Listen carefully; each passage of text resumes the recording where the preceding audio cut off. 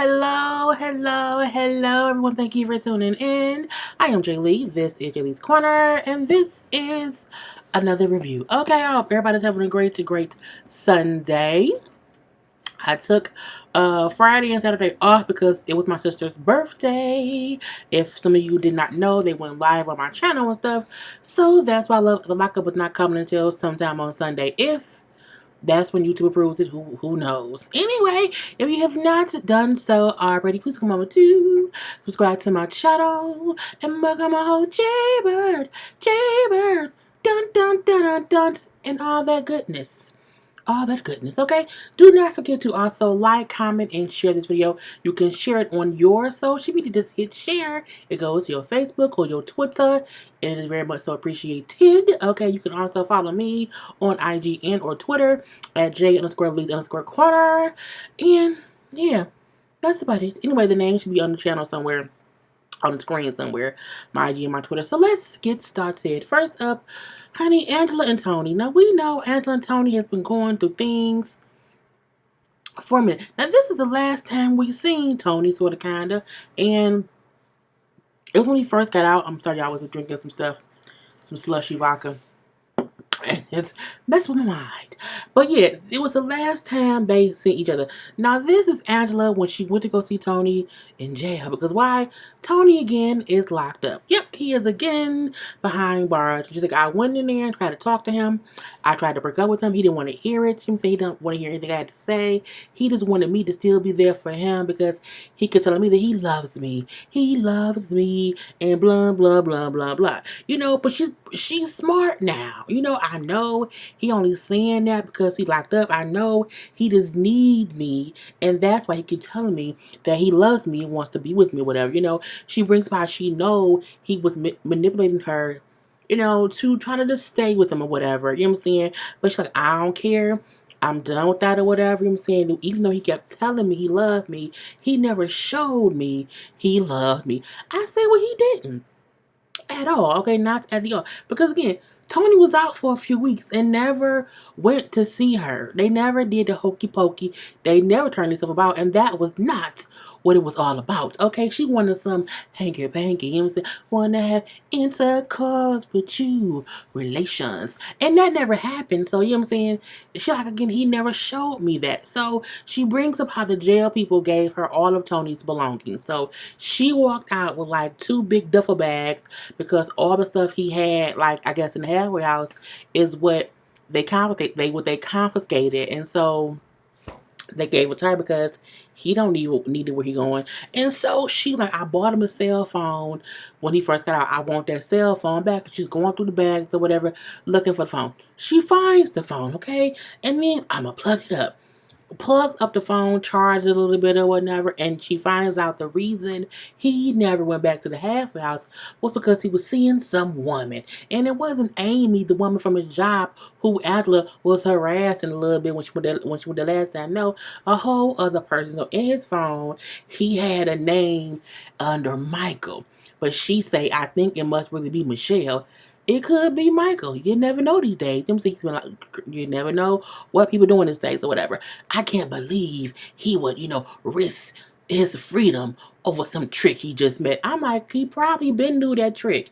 Okay, you probably went on the trick he knew. Okay, because he tricked you. So, I mean, you can't act like, oh, he met someone new. No, he probably been knew this person, and that's who he was trying to get with, but you was his money person. You know, some people have money people, and they have sex people. Clearly, she wasn't a sex person. She was a money person. That's why she did not get the sex. She only gave the money, okay, and got a couple kisses, okay. So we do see the text a little bit, you know what I'm saying, because I was able to zoom in and see stuff. And on one of them, he did put, you know what I'm saying, it looks like they were trying to get some stuff, okay. It says, yeah, I'm sure it is. Do you want me to come?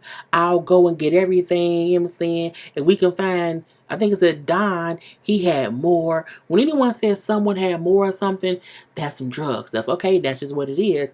And in another text or whatever, the girl kind of was ignoring him. but he was like, saying, I'll always, be there for you, whatever. And they were kind of like, it says, I will always love you, and this is going to be hard on me because I fail fast for you, but I can't. This is one of the hardest things I've ever done, okay? And it was kind of a back and forth thing, another part of it was from somebody else says, the way you don't feel pressure and can come see me on your terms. So again, he was having some kind of conversation with someone, and it was a long text conversation between the two, whatever. And so she's like, I can't believe he was out here doing this. And her little raspy, it sounded like she had a whole frog in her throat. Or like it sounds like she been up all night smoking menthol cigarettes and drinking beer, okay, or bourbon or brandy, and her whole throat is just, like got holes in it. She just sound like she sound like it's Pepsi stuck in her throat and it's just spinning. It's like bubbly. It just she sounds like her voice is cracking, girl. It just ugh. Anyway, now her lips are so chapped. I want to just get some Vaseline. So, I can't believe he was, begging somebody to be with him. Why not? Why not? He begged you a little bit. Anyway, so she says she done with him. I'm tired of him. I'm done, whatever, But in one text, it looked like when the girl started ignoring him, he said to the girl, oh, I don't like being ignored. Oh, you're going to keep ignoring me? That's all right, because you're gonna live a miserable life. You'll never be nobody. You'll forever be stuck in your parents' house. You in the halfway house, Tony. You in a halfway house. A person fresh out of prison who has nothing cannot tell somebody else who may have nothing that they have nothing. Two, nothing's gonna make something, and you can't help her do anything. You couldn't even help yourself stay out of jail. So you can't. Oh, asshole. Anyway, the producer are in jail asking Tony if he loves Angela, if he cheated on her while he was out. Oh, no, I didn't cheat on her. No, he is a horrible liar. You can tell he's lying, for one. Plus, she has the phone. Angela's just being emotionally reactive to nothing. I'm saying, I will talk to her. I will get all this worked out or whatever. She won't leave me because if she leaves me, I'm screwed. I will have no one. And then Angela is on the outside. You know what I'm saying? It's the hardest thing leaving Tony. It's so hard. You know what I'm saying? I'm like, girl, anyway, she didn't kick all his bags around because she pissed off. She didn't kick all the stuff around, left it there in the parking lot and pulled off or whatever. The relationship ended before it could begin, and it's going to be so hard. He won't stop calling me because he's alone in prison, which means when he calls her, she going to answer, okay? She better not be on next season. I know that damn much. Anyway, next up, we have Louetta and Alex. I do not like her eyebrows. I just feel like her eyebrows are the worst thing on the planet Earth, and she should fix it. Basically. Anyway, so we know they've already spent the night together. He met her mom. Her mom was upset that he's Muslim. And that's about it. So now they're going out to dinner because Louetta wants him to date her. I wonder, it's cool that she wants them to have a regular life, but I'm like, how does he have money? He been gone for a while, but we'll find out about that later. So they go to the restaurant or whatever, and we need to work on our vows. And he's like, oh, okay, as soon as you want to, we can do that. She is very much so consistently bringing up his wedding, the vows, dresses, and all these things or whatever. So, because your vows include how much you love me, how I make you so happy, how we'll be together forever, and I'm saying, how many kids we'll have. You're like, oh, you want to have kids with me? Is that a trick question or whatever? He said, well, how many kids do you want to have with me? I'm like, he is such, oh, she's a placeholder. He's using her as a placeholder, and trust me, that's what he's doing. She then said, of course I want to have kids. I want to have as many kids as I can have. A white picket fence. I want to live next door to Andy Griffin and the Brady Bunch. You know what I'm saying? And Laverne and Shirley. Meaning she wants to live in a fantasy world. It does not exist. The girl ain't no white picket fence with this man. It just isn't. His picket fence would be purple. Okay, it wouldn't even be white. Even if he had a picket fence, it would not be white. You need to realize what you're doing and who you're with. Okay, so as she said, I want this and I want a lot of kids and happiness and picket fences and lemonade and white aprons and muffins and apple pies. He's talking to the producers saying how she just needs to slow down, and enjoy my company. Who says that? She needs to slow down and enjoy my company. Meaning, while I'm here, enjoy me. When I'm gone, what you do what you're gonna do. I'm like, Again, he's playing her, using her as a placeholder. The thing about it is, he's playing her in a different way. You have people like Amber and Vincent, where Amber is playing Vince, but she ain't giving him nothing. No emotion, no nothing. Okay, you have Angela and Tony, where he was giving her emotional love, like he was, to tell her even kissed her when he came home or whatever, but wasn't trying to bang her or whatever. This one right here, Alex is giving her everything she wants. Attention, kisses and hugs, sex, all that. But he's using her as a placeholder. I'm like, You know what I'm saying? Now they then get the whole thing about how she was upset that when he met her mom, I didn't like how you made it seem like if I didn't convert or if our kids could not be Muslim, you would leave me. I don't like how you did that or whatever. If you would leave me, I'll find you. She really made the killer knife noise. She did that. I didn't add that. She did that. And he was like, oh, I bet you would. Oh, it's just a joke. That ain't how we joke. No female jokes like that. No, I'm serious. I want you to laugh, but I want you to also know that it's true. She's a little bit crazy. Anyway, you know what I'm saying? They then get onto how she says, I want our kids to be Catholic. He says, I want our kids to be Muslim. And then, he says, maybe you could also convert to Islam. Okay, what? I don't want to do, no, I don't know if I love him enough to give up my religion. Now, she is very ignorant in what it's called, okay? Because she then goes and says, why would I convert? I wouldn't do that. We're not in Assam. We're not in Arabia. I'm like, what? We're not in Arab or whatever. She said all the wrong words. Nothing she say even makes sense. Okay, I'm like, not where. He like, look, at this point now, you being disrespectful, whatever. Just say, the Middle East, but not the Middle East, because she was just naming places that doesn't. I think, girl, she's special, or whatever, But he like, what is this is not even discussed right now because we're not gonna sell it tonight. Like, let's just not ruin the night. They ain't gonna make it. They're not.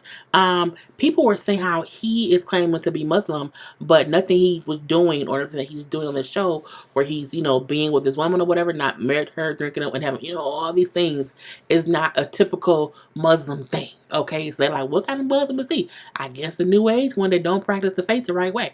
Anyway, so they then, finish dinner, whatever, have a good time. Alex then takes her to get an engagement ring, okay, because mainly he said, I proposed to her over the phone or whatever, and I told her when I proposed, she kept asking about a ring, and I told her, like, once I get out, I will properly get her an engagement ring, okay, I will do it the proper way. So he said, I'm going to take her to my jeweler. I'm like, how? You been out 2 days, how you got a jeweler? But as he said, when I was back in the day, when I was doing things, because I was making money to, I was making money to do things. Let's just say that. So he had a jeweler. But he also says how, we're going to put not money. We're going to put family, religion, and kids on the back burner while I get her this engagement ring. I promise her. You can't get engaged and want to be with a person if you were putting family, religion, and kids on the back burners. That is not common sense, but I digress. Anyway, what I'm saying? I was living life, and I could afford things back then. You know what I'm saying? But right now, my mom has some money put up for me, or whatever, and I'm using that to get her a ring. So they look at some rings or whatever, and his friend, the jeweler, was like, "Oh, you how long you been out?" He's like, "Oh, I've been out like 4 days." "Oh, you're here looking at rings, huh?" "Yeah." "Oh, okay." "Yeah, because she was down with me, whatever, for the past 8 months or whatnot." "Oh, yes, you gotta find a person who's down with you." I'm like, girl, No. Anyway, they pick out a ring that she likes and she loves or whatever. It was a nice little ring. You know what I'm saying? He just said, hey, can I get this in a box real quick or whatever? I'm like, a box? But she just, I don't care. He then puts it in the box, opens the box up and say, you know what I'm saying, girl, baby girl, could you please me, you know what I'm saying, and be my wife? And he gets down on one knee and stuff, and she's like, oh my God, yes. I love you. It's beautiful. Oh my God, I can't. You picked it. You picked it. But I mean, look, she's engaged with the whole ring, and in her La La Land's mind frame, she assumes that she is eagerly engaged to the man of her dreams, and they're gonna have 18 umpteen kids with a white picket fence. And her neighbor's gonna be the beeve in them. I'm like, all right, fine. Maybe she'll live next to the vines or whatever. I don't know. But in her head, she's the happiest of the happy. And I'm like, okay. She then says, you know what? After she says yes, you know what? The kids can be Muslim. They can be. I'm like, oh. She then says, because when you love someone as much as you love him, you make sacrifices. Okay. I'm not sacrificing my religion for nobody. I don't care. I don't care. I don't care. But she did it, so great. It is what it is. Vincent and Amber. I don't know why these two insane people are still doing this hokey pokey. You know what I'm saying? She had a good time out or whatever. There was that Magic City or whatnot in the last episode. She said she shut Magic City down. Okay. Then she took a ride share to the Airbnb that Vince is staying out, and she went there and passed out or whatever. Who paid for all this? Because how does the person fresh out of prison go to a strip club? Who? She used his money. They sit down and have a conversation, okay? He's woke, she's woke, like, okay, let's go get some coffee. And they sit down in the living room and they talk. She lays her cards out on the table. How one, she think he's sketchy, you know what I'm saying? She's like, I just have questions or whatever, you know what I'm saying? Why did you propose to me? You know what I'm saying? Why did you give me a fake name when we first were writing or whatever? So apparently when he started writing her, he used the name Hercules something, something, something. He did not use his real name. And she did not know it was his real name until after he proposed to her. And so he like, you know what I'm saying? Well, first of all, I proposed to you because I felt a connection between us. And I feel like this. Vince is weird right here. He's very weird on camera. But I feel like over the phone, he probably isn't that weird because he looks weird. He looks weird, but I feel like if he's talking, it may not be that different or whatever. But, he also brings up how he gave her a fake name because, like, at first, when I was writing people in prison, I did not know how safe it was to give, them my name, my real name, and my real date of birth. I don't see an issue with that. I think I also feel like if you're going to write pictures, it is what it is. But, you know what I'm saying? I get that you're doing something that you don't know what you're doing. I'm writing these people in prison. Should I really give them my real name? I am not against having an alias to talk to strangers. I mean, on dating sites, sometimes a person does not use their full real name. So, I mean, I get that part a little bit. But her whole thing is she's trying to paint the trail of he has been conning me from the beginning. And I'm like, y'all been conning each other, but I digress. You know what I'm saying? So she brings up how, you know what I'm saying, well, you couldn't have, well, you proposed to me, and you proposed to me, and I did not know your name. That's kind of crazy, whatever. And there could not have been a connection because it was too soon. You know what I'm saying? That's just kind of crazy. He said, okay, but you said yes. Like, why did you say yes? And I agree. If you're saying that there wasn't a connection with me, or if I could not have had a connection because we did not know each other that long for it to be one, then why did you say yes to the proposal? Well, you don't get what I'm saying, Vincent. He's like, no, and you don't get what I'm saying. I'm saying, and they both. It's like, the cartoon, the spies. It's like a white one and a black one, but they're identical, and they both always like, no, it's you both. You both con the other one, but I don't think that Vince was like trying to con her because she can't get him nothing. She don't have nothing. You have nothing, my dear. You were trying to meet someone. You wrote all them people or whatever to find someone to marry you, to where you can get them and they'll be married to you, whatever. And you can use them for like some kind of write off or get some extra kind of check for work. He could get that on the outside. He truly, truly could. I feel like a person who put themselves on a website for strangers to find them while they're in prison, you can't judge the person who wrote you. You were reaching out. Because I'm like, I assume you have to put yourself on this website in order for people to write you. So how do you then try to act like the person who wrote you is trying to use you? Again, Vince is sketchy. I don't know what his deal is. My thing is, you ain't innocent, Amber. Not at all. So leave that man be or whatever. You know what I'm saying? At the end of the day, they both are just saying, I can't believe she said I conned her. I mean, and she said, he can't fool me or whatever, what I'm saying, because you can't bullshit a bullshitter. You can't. And Amber, you full of shit too. You were with what he was doing, but once you got out, you wanted to be able to break loose of him. And he isn't easily leaving you alone, even though you're giving him every notion that you don't want to be bothered. So now, let me make everybody assume the things that I knew about him, that he wanted to get a dot puppy or whatever, all these things that I knew about and that I gave him the information to do. Let me make it seem as if, he was doing it and I didn't know what was going on. Girl, bye. Girl, bye. Anyway, they shouldn't be together at all. I'm pretty sure by the end of this, they would be over and done with and we would not care. Cheryl and Josh. Cheryl and Josh are on their way to his family reunion, I thought it was. But I think it was like a coming home party more than a family reunion because it wasn't that many people there. Anyway, when they're on their way there, Cheryl mentions how the tire on her car is messed up or whatever, and how her car is shaking really, really badly, and she needs to get a new tire. So that's how the episode for them started off, whatever. But they go to his family's house anyway. Now, they get there or whatever, and, his uncles were there, his grandmother, it was some kids there. Like, it wasn't much family, if you ask me, for it to be a family reunion. So I'm guessing it was like a coming home party, and a few family members will come over. So they walk around or whatever, she's introduced to the grandma, to the uncles or whatever, and then his mom gets there. And his mom gets there with her boyfriend, Kenny. And Kenny is who the mom thinks Cheryl and him had some kind of relationship going on because she got him a beer. It's the weirdest thing ever. The mom is also like him saying, I don't like her. I don't think they're going to make it. They're going to break up. It's just foolish, or whatever. And, Cheryl brings up how the mom is jealous when any woman or female is in any room with the boyfriend named Kenny. You know what I'm saying? And even this, her presence irks my nerves.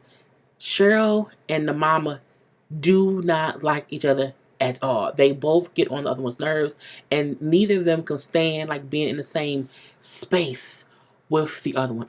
It just is just crazy or whatever. So the mom pulls him aside, and she speaks her piece. She said, I don't think you're gonna make it. I think it's a mistake. I'm saying I thought I could deal with it, whatever. But I don't like her. I don't want her in my house, and I can't deal with it anymore. And because you live in my house, I want you to know I can't deal with it. But I feel like if Cheryl isn't in your house, what are you complaining for? I don't think they're at his mom's house. So even you seen her there, just go with Kenny and chill out. Go leave it be or whatever. Now the whole time Cheryl sitting where she been sitting, the mom boyfriend Kenny goes and sits in the seat next to Cheryl. I'm looking like, why did he go sit next to Cheryl? But Cheryl was like, and she gets up and she walks away. Because again, why sit next to her? I'm pretty sure that his mama told the boyfriend, I don't like y'all near each other, so don't do that. And he went and sat right next to Cheryl. But Cheryl got up. So at this point in time, Cheryl is uncomfortable, whatever. She's upset. Again, she like, I hate being in the presence of his mom or whatever. And his mom got him a welcome home cake. Again, I think it was a welcome home party, but I thought they kept sounding like a family reunion. Girl, I don't know. Anyway, when the mama bring out cake, I could welcome home, Josh, cake. Cheryl sitting there, she's like, you know what? I need to go get my tire fixed. And he's like, what? I need to go get my tire fixed. He's like, okay. Well, you want me to go with you? She's like, yeah. He was like, but my mom got me a cake. I have not cut the cake again. He hasn't seen his family in 6 years. And she wants him to leave this family reunion type party with her to go get her tire fixed. And she's like, well, no, why would, it's a tire or whatever. Why would you want me right in the car with the tire messed up or whatnot? You know what I'm saying? If I don't get my tire fixed and we together, and what if you are late for curfew, whatever, like, we need to get it done right now. And his thing is, you can go get it fixed and my mom can take me back. Why would you say that? And I'm like, oh my God. So they're arguing, whatever. And then he then says, well, I don't want to go with you because I don't want to have to deal with if you leave or if you split on me, whatever. Now, why? If I was going to leave you, I would dead when you were in prison, broke and alone or whatever. I said, well, that's true. So now she upset because he's saying these things and the mom can hear her. So they have like a little bit of a spat. He's upset because he's like, you're pissed off and you want me to leave with you to go get your tire fixed and I don't have to leave with you. He didn't have to go with her. Cheryl was putting 20 on 10, 30 on 40, or 100 on 1,000. I don't know. Putting too much on too little at McDonald's today. And so, but he like, what, fine. He leaves with her because he like, I want to avoid the argument. So as they're driving, she don't even know a tire place to go to, but neither does he. So they drive around, we have to find somewhere, that's open today or whatever. I'm like, girl, you didn't Google this or nothing. I was like, it's just too much. In the car, he like, look, sometimes you make me so miserable. It's just sometimes I'm happy, but sometimes I'm very, very miserable, and it irks my heart. What? I don't want me.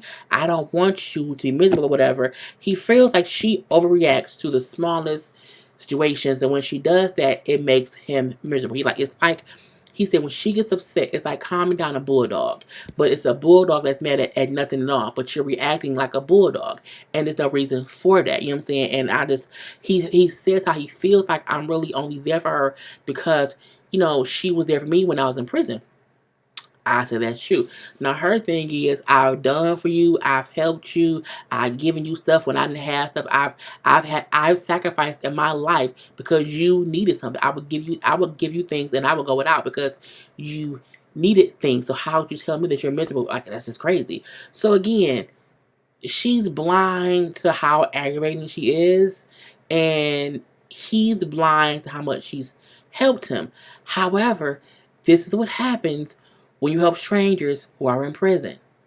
Okay? It's just too much. And he brings up how when I was locked up or whatever, you know what I'm saying, I would lie to you. I would have to tell you that I was, on lockdown or versus telling you the truth while I was just out there playing basketball, because if I told you I was playing basketball, you would cry. He said you would cry like a baby died if I didn't talk to you all the times. I would have to lie and tell you that I was on lockdown or whatever, you know what I'm saying, just to avoid fighting with you. And she went off for a good 2-3 minutes. Okay, I do this, I do that, I do this, I do that. I would travel hours to see you. I would spend thousands of dollars to travel to visit you. But that's all things that you stupidly did. You know what I'm saying? You did these stupid things for a stranger, and now you expect him to reciprocate what you did because you're stupid. Girl, it's kind of crazy. Now, Josh, no, they not gonna work out. He knows this, but he says, I feel like I'm gonna meet with her because she did time with me when I was locked up. He also because she said, well, what do you want to do? Like, what do you want to do? You know what I'm saying? Do you want to break up?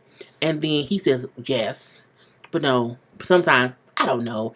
He don't want to be with her. He just don't know how to break up with her. And it's because, as he said, she has these crazy reactions. And like, I never know when she's going to just overreact and get overly upset about the littlest thing, and I don't want to deal with this for the rest of my life. Well, break up with her. Okay, you know what I'm saying? And Cheryl says, as much as we fight, I just want to fight for him more. And you know what I'm saying? He says how, I thought we could make it, but I feel like, you know what I'm saying, what's the point of us being together if we know we're not going to make it? I say, well, that is a good... He's smart. They not... The reason they're not going to make it is, one, because she is too emotional, but also, he's not really in love with her. He isn't. She is hard to deal with for him, and he know he ain't gonna stay, and he need to leave her alone. Plus, his mom was crazy as well. It ain't gonna work. It just isn't. And last but not least, okay, Lacey and Shane. So we know Shane came through. Now, first of all, who told Shane? Oh wait, wrong thing. Who told Shane? Where is it at? Y'all see this boy done got his eyebrow pierced, his nose pierced, and a big old fake diamond earring. I said, Lord Jesus, who did that to Shane? Because it does not, girl. He looked cute before, but now not so much. Mainly because that's too much of an earring. I don't know. Anyway, so he there, whatever. It's the morning after him banging all night or whatever. As he said, we had sex. Oh, we had sex all night. Okay. And so the following morning, oh, you look so good when you wake up, baby. No, she doesn't. Her face, she looks like a platypus. Like, and the killing part about that is she did this to her face. Like, she had surgery done to her face to make her look like this. If you see the pictures of her before surgery, she looks way better. She paid to make herself look like a platypus, and that's just stupid. Anyway, so they in the bed talking or whatever, and she brings up how um John may be the father to her youngest child. And so when he gets out, they need to have a DNA test. And Shane is at this point, he just over her talking about John. I'm just so tired of hearing about him. I'm just so tired of hearing about the guy John. It's her fiance. He's set to parole to her house in like 3 days. You gonna keep hearing about him. He just is. So then her dad and the two kids' mom. So her dad come home with her two sons. And Shane like, hey, you must be A, B, and C, and you must be E, G, and F. And I'm like, you're not gonna say, hey, I'm Shane? Like, they don't know you, bruh, at all. Okay, but I digress. The dad like, so who are you? Because again, she didn't tell her daddy or the kids that she would have company when they came home. Again, the daddy just had the kids or whatever. And she's like, oh, hey, I'm Shane. Okay. And how did you meet Lacey? And he's honest. Like, we met on a website or whatever. We exchanged phone numbers, or whatever. We was talking, or whatever, and we hung out. And now last night, I spent the night here. And the dad was like, oh, "Okay, so Lacey, what happened to John?" And well, he's still locked up or whatever. You know what I'm saying? And then she brings up how, remember I told you I was going on a modeling gig. Well, I didn't really go on a modeling gig. I drove to pick Shane up from prison. And the dad is, where's the dad? Because he was, the dad was shell shocked, okay? Like, what? So, again, this is dad. Dad is just confused as to over here. Is just confused about what is going on, okay? Because he's like, wait, what? Because again, you walk in the house and your daughter has a whole new felon in the house, okay? Not the one she been talking to all this time, a whole new one, okay? And so, he like, so you went from John to Shane, like I just, and he stayed overnight. You just met him, like what? That's just not a good thing to do or whatever, He then asked Shane, like, that's a crazy parenting thing or whatever. But Shane, like, why do you want my daughter? How old are you? He's like, well, I love her. You know what I'm saying? She's a great person. There's nothing about her that I don't like. And I'm like, but you don't really know her. Like, you don't really know. You've spent a couple days with her in real life, and y'all talk via mail over, well, just via mail or whatever. He was in prison, But like, she's a great person. She's a really great person. Oh, and I'm 21. Dad said, fresh out of prison, 21. Lacey, he's a baby. He's a baby. He is. He is a He's a whole baby, whatever. I don't care. Anyway, the dad then said, well, how are you going to, take care of my daughter and her two kids? I'm going to step up to the plate. I'm going, be a grown adult and take care of them. Are you really? Anyway, the dad then asked, well, how do you feel when John moves in here? Like, do you still have his ring? And Shane said, oh, he ain't moving in here. Like, it's going to have to be some changes made. He ain't moving up in here at all. And Lacey then says, well, I do still have the ring. See, Shane, did you know that? He like, well, I did not know that she still had his ring. Like, yeah, right. So, you want to be with her, but she has a ring from her fiance or whatever. I feel like, first of all, she ain't had time to do anything with it. John's still in prison. So it's not as if he, what I'm saying, he's a real, everything's on pause. Everything's on pause. And I'm like, Shane, you can't, because Shane like, oh, nah, I'm upset because she got the ring still. You just came over last night. And before you came over then, she told you at your last meeting, okay, on the beach, that she had a fiance. So what you surprised for? Girl, I just cannot take it. It's just crazy. And then the fact that they were both just sitting there smoking. I don't think I've ever. It's weird when I see people who still smoke cigarettes. I'm like, really? Okay. And then it's up to this smoking with the kids and girl. Anyway, he then says, Shane says, how he is nothing in him that makes him feel like Lacey would cheat on him. Not even her cheating on her fiance with you. Okay, if you say so. And that's kind of how it goes off with him saying, like, I believe her, I love her. His voice is starting to get as aggravating as her voice, and I don't know how. Anyway, y'all, I'm gonna watch Power, and now it's the end of this foolishness or whatever. And just comment below, like, comment, and share, and I will talk to y'all later.